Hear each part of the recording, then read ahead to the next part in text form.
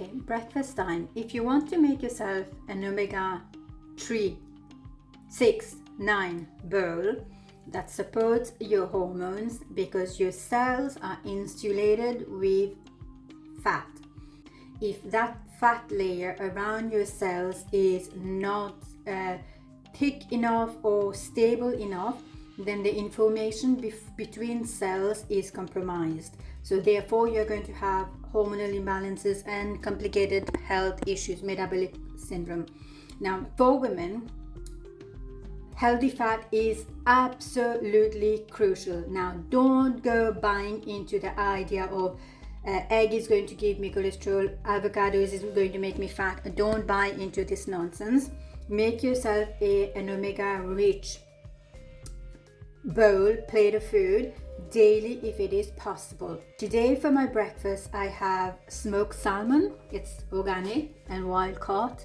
I have 1 avocados, and I also have some seaweed on top. It's good for iodine, for your thyroid health. I have some almonds, and I have made a Korean recipe. It's maybe scrambled eggs, but Korean recipe, it's known as steamed egg, but it's basically scrambled eggs using a bit of bone broth. So you remember last week Sunday I made a batch of bone broth, so I still have some for me during the week. So 2 tablespoons of these into 2 eggs, beat all of it together with some green onions, and then scramble it the way you would.